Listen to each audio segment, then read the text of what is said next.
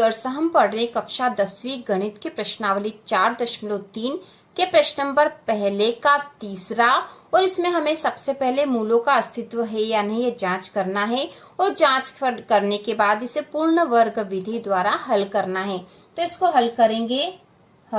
सबसे पहले इसके मूलों का अस्तित्व है या नहीं यह ज्ञात करेंगे। तो ये ज्ञात करने के लिए हमें इसमें पता होना चाहिए कि इस समीकरण का जो रूप होता है वह होता है a x की घात 2 धन b x धन c बराबर 0 के रूप में होता है। तो इस समीकरण में a, b और c निकाल लेंगे और फिर मूलों के अस्तित्व की जांच कर लेंगे। तो हम यहाँ समीकरण लिख लेते हैं। 4x की घात 2 धन 4 अंडर रूट 3 x धन 3 बराबर 0। इसे समीकरण 1 नाम दे देंगे। यहाँ a बराबर, तो x के वर्ग के साथ जो संख्या है वह a होती है, तो x के वर्ग के साथ यहाँ 4 है तो a बराबर 4। b बराबर, तो x के साथ जो संख्या b होती है तो x के साथ है 4 अंडर रूट 3, तो 4 अंडर रूट 3 b है। और c बराबर, जो अचर पद होता है वह c होता, तो यहाँ पे c बराबर है 3। अब मूलों का अस्तित्व जांचने की विधि है। मूलों का अस्तित्व जांचने पर यदि b स्क्वायर ऋण 4ac बड़ा या बराबर है 0 तो मूलों का अस्तित्व है। और यदि b स्क्वायर ऋण 4ac 0 से छोटा होगा तो मूलों का अस्तित्व नहीं होगा। तो हम देख लेते हैं कि यह 0 से बड़ा है या नहीं। तो हम यहाँ पे लिख लेंगे। तो b स्क्वायर के स्थान पर b का मान क्या है, यहाँ पे 4 अंडर रूट 3 है, तो 4 अंडर रूट 3 का स्क्वायर ऋण 4। और a का मान है यहाँ पे 4, तो गुना 4 गुना c का मान है 3, तो यहाँ 3 लिख दिया हमने। तो इसको हल कर लेंगे। अब 4 अंडर रूट 3 का वर्ग है, मतलब 4 का भी वर्ग होगा, अंडर रूट 3 का भी वर्ग होगा। 4 का वर्ग मतलब 4 का 4 में गुना, तो 4 चौक 16 हो गए हैं। गुना अंडर रूट 3 का वर्ग, तो किसी भी अंडर रूट वाली संख्या का वर्ग करेंगे तो वो ही संख्या आती है, मतलब अंडर रूट 3 का वर्ग करेंगे तो अंडर रूट 3 का अंडर रूट 3 में गुना, तो आ जाएगा यहाँ पे 3 ऋण, इन तीनों का गुणा कर देते हैं। तो 4 का 4 में गुणा करा, 4 चौक 16 हुए। 16 का 3 में गुणा करेंगे तो 16 का 16, 16 दूनी 32, 16 48 यहाँ हो जाएंगे। बराबर 16 का 3 में गुणा, तो 16 48 होते हैं। ऋण 48, 48 से 48 कट जाएंगे तो यहाँ आ जाएगा 0। तो ये 0 आया है। तो हमें पता है कि b स्क्वायर ऋण 4ac यदि बड़ा या बराबर है 0 के तो मूलों का अस्तित्व है। तो यहाँ पे 0 आ गया है, अतः मूलों का अस्तित्व है, क्योंकि ये 0 के बराबर है तो अस्तित्व है। लेकिन यदि 0 से छोटा होता है तो ऐसी स्थिति में मूलों का अस्तित्व नहीं होता है, लेकिन यहाँ तो है, इसलिए हम इसे पूर्ण वर्ग विधि द्वारा हल करेंगे।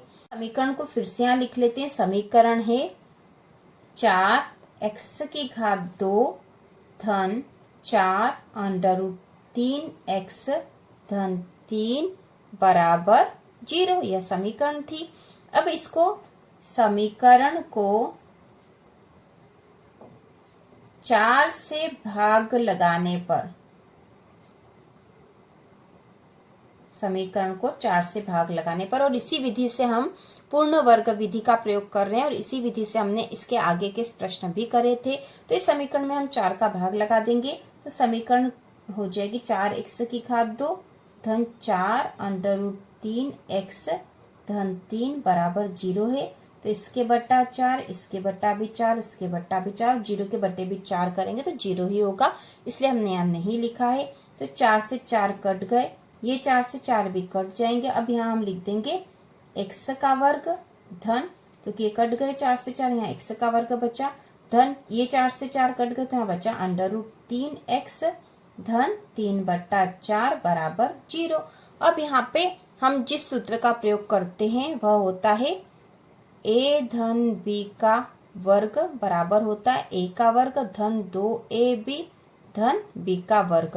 तो यहाँ जो है a का वर्ग के स्थान पे x का वर्ग है, 2ab के स्थान पर अंडर रूट 3x है, और ये तो अचर पद है, लेकिन b का वर्ग यहाँ नहीं है तो हम b का वर्ग यहाँ रखेंगे। तो 2ab के स्थान पर √3x है, तो 2ab से हम b का मान निकाल लेंगे। तो देखो 2ab बराबर कितना है, √3x है, तो हमें तो b का मान निकालना है यहाँ से। तो यहाँ पे a देखो क्या है, तो इस सूत्र के अनुसार हम इसको हल करेंगे, इसलिए यहाँ पे a का मान है x। ठीक है, यहाँ पे a का मान है x, तो हम लिखेंगे 2 गुणा x गुणा b बराबर √3x।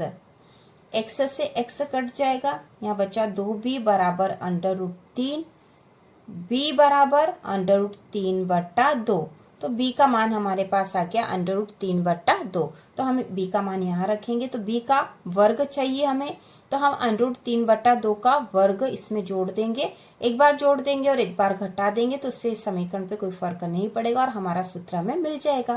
तो हम यहाँ लिखेंगे x का वर्ग धन √3x। अब हमें तो b रखना है, तो हम लिखेंगे प्लस धन √3/2 का वर्ग ऋण √3/2 का वर्ग धन 3/4। तो एक बार हमने इसको जोड़ दिया, एक बार घटा दिए, दोनों आपस में कट सकते हैं और इससे समीकरण में कोई फर्क नहीं पड़ेगा। अब हम इसको हल और कर लेंगे, तो यहाँ पे a का वर्ग धन 2ab धन b का वर्ग के स्थान पर ये संख्या आ गई, तो हम ये सूत्र रख देंगे। तो a धन b का वर्ग हो जाएगा, तो a के स्थान पर यहाँ x है, तो x धन b के स्थान पर है √3/2 और इसका हो गया वर्ग। अब क्या बचा है, यहाँ पे बचा है अब यहाँ पे ऋण का √3/2 का वर्ग धन 3/4। इसको और हल कर लेंगे, तो यहाँ हो जाएगा x धन √3/2 का वर्ग ऋण। अब √3/2 का वर्ग है, मतलब √3 का भी वर्ग है और 2 का भी वर्ग है। तो √3 का जब वर्ग करेंगे, मतलब √3 में √3 का गुणा, तो यहाँ हो जाएगा 3/2 का वर्ग, मतलब 2 का 2 में गुणा, तो 2 दूनी 4 हो गया धन 3/4। यहाँ पे बराबर 0 आना था, यहाँ पे भी बराबर 0 और यहाँ पे भी बराबर 0 आ जाएगा। अब ऋण 3/4 और धन 3/4 आपस में कट गए हैं, तो यहाँ अब क्या बचा है, यहाँ बचा है x धन √3/2 का वर्ग बराबर 0। तो यहाँ पे तो ऐसा हो गया, तो इसको हम और कैसे लिख सकते हैं, तो हम इसको लिख सकते थे x धन √3/2 और x धन √3/2। तो यहाँ पे हमें 2 पद मिल गए, तो एक बार इसको धन से और एक बार ऋण से हल करेंगे ताकि हमें 2 मूल मिलेंगे इसके।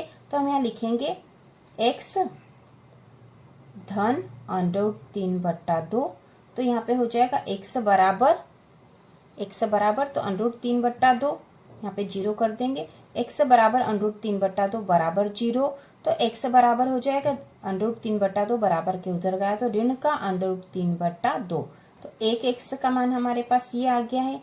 इसी प्रकार एक बार हम ऋण से करेंगे, मतलब x ऋण √3/2 बराबर 0, तो ये √3/2 बराबर के उधर जाएगा तो धन का हो जाएगा, तो x बराबर √3/2 एक बार धन का। तो इस प्रकार इसके 2 मूल हो गए हैं और यही हमें ज्ञात करना था और यही इसका आंसर है।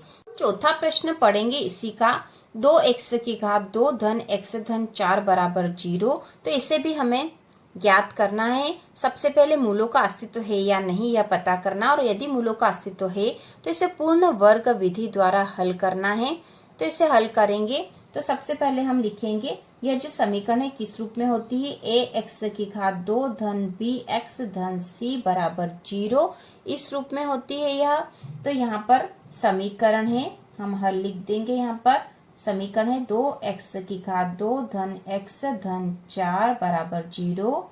यहाँ a बराबर 2, b बराबर 1, c बराबर 4 है। अब यहाँ पे मूलों का अस्तित्व जांचेंगे, तो मूलों का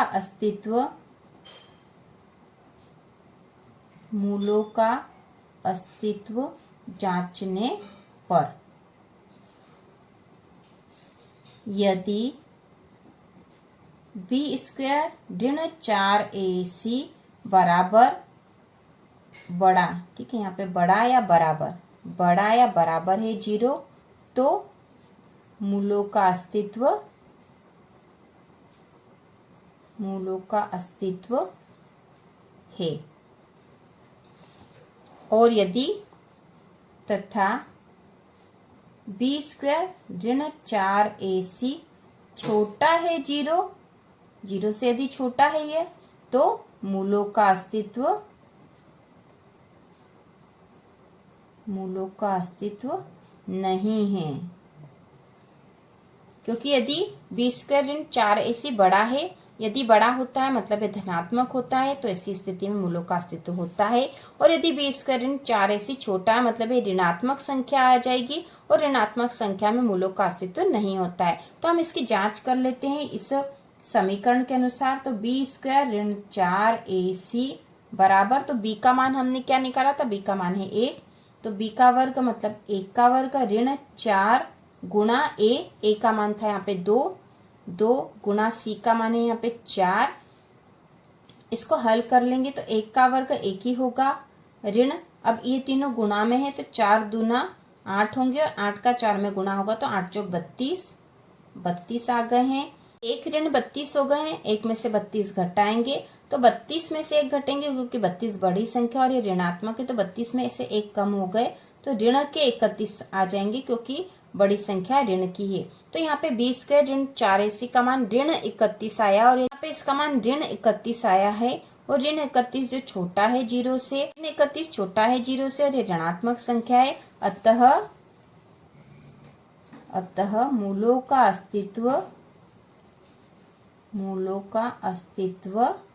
नहीं है।